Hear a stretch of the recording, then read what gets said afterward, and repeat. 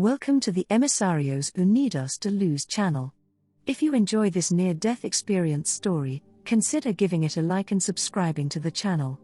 Now let's start with the story. My NDE occurred at a time when my body became debilitated by a rare tropical disease. The affliction racked my body for a long time, and during that time, I would suffer occasional seizures that would render me unconscious for several minutes.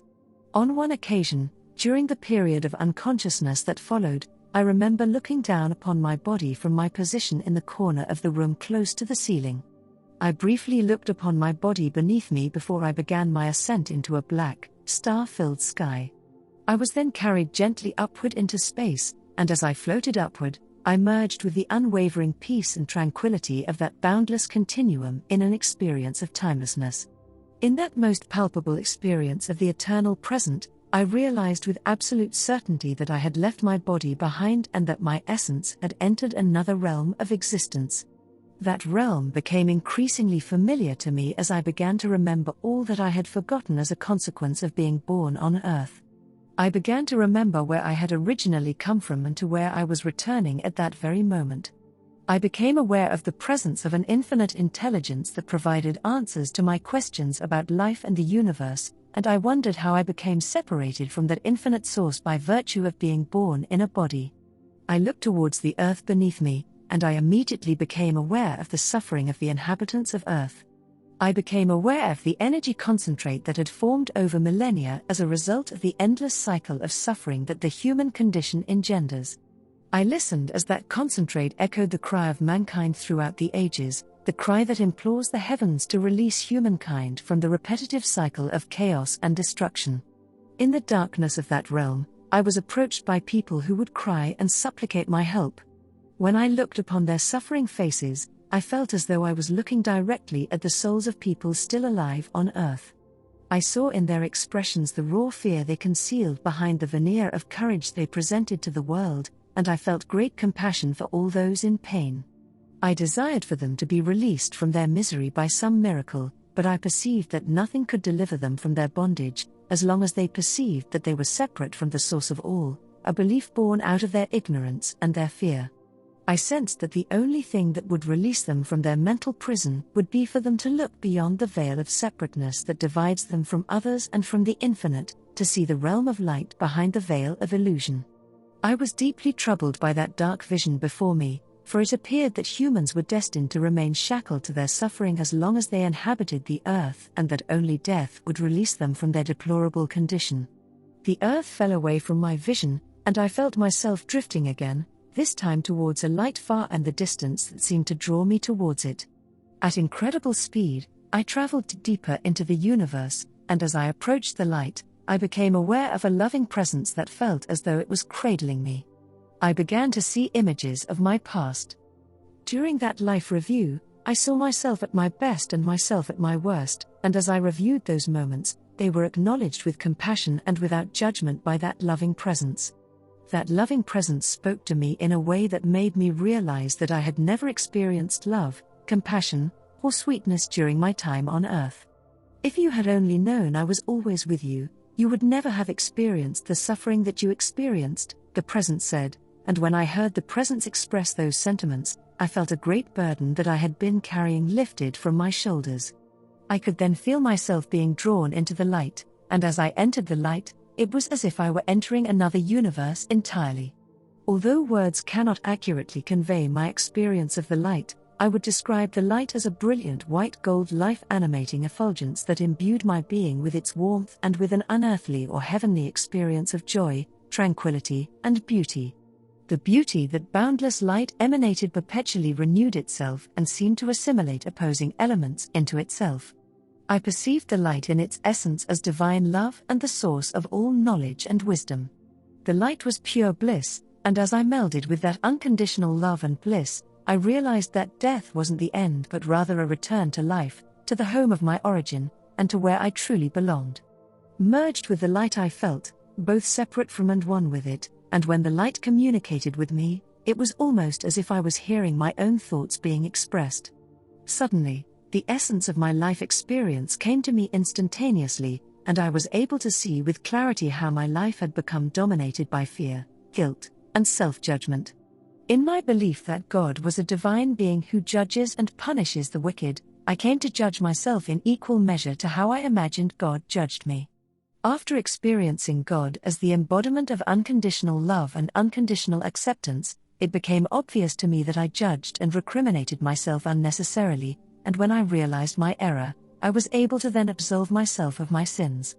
As I felt the burden of self-judgment being lifted, I began to laugh in the experience of joy and ecstasy, and as I laughed, I began to hear the divine presence join me in my laughter. My child, you mustn't take things so seriously. You are just part of an evolutionary chain in which all life evolves at different stages. You are only human. You do not need to judge yourself so harshly. Be gentle with yourself, the light communicated to me. I had only the slightest glimpse of the limitless realms beyond the finite boundaries of the physical world, and I was eager that the light would teach me more. At the same time, I was content to be one with the light, with divine love, peace, and joy.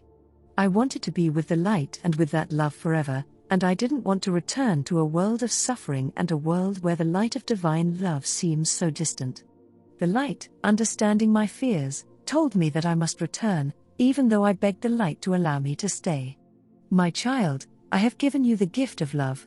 Your mission on earth is not yet complete, and for that reason you must return, the light explained with a tenderness that would haunt me forever. I felt the light embrace me and then release me, and the next thing I knew, I was back in my body. Back in my body, I felt as though my soul was not prepared to return, and I felt constrained and bereft of the freedom I had experienced only moments before. I wanted desperately to hold on to what I had left behind and to be able to remember every sacred moment with clarity. In the darkness, I tried to adjust to my return, but it felt as if I had returned to a hostile place. Suddenly, I felt the presence of the light fill the room. It was alive and palpable in the room, infusing it with the same supernatural aura of joy and divine love I had experienced in the realm of light until I fell asleep. I wished I could sustain the experience of the joy and beauty of the love I had left behind, and for a brief time, I felt as if I existed between two worlds. When I awoke in the morning, I felt energized but gloomy about being back in my body in this lonely world. I only knew that my experience in heaven had changed my life forever and that I would never be the same again. It has been 40 years since all that happened, and my journey since my near-death experience has been a spiritual one. My experience of the light set in motion my journey of inquiry that continues to this day.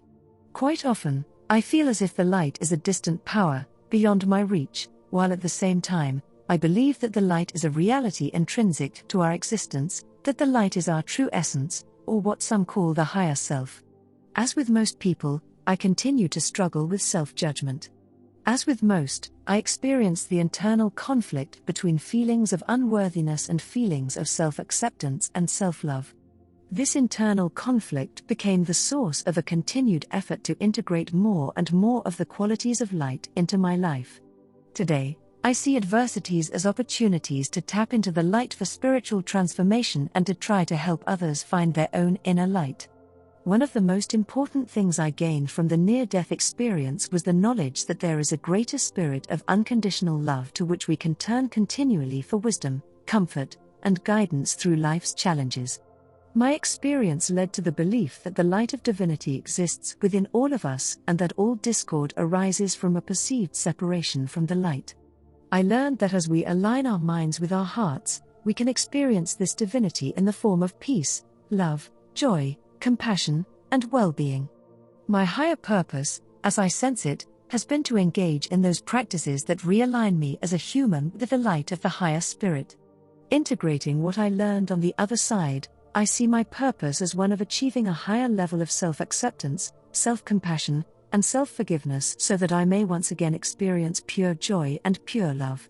I found that when I committed more fully to certain spiritual practices such as prayer, meditation, mindfulness, visualization, and other practices, I was able to understand more deeply the meaning behind the message of the gift of love, and I learned that the most important thing in life is to grow in the love of oneself, the love of others, and the love of life.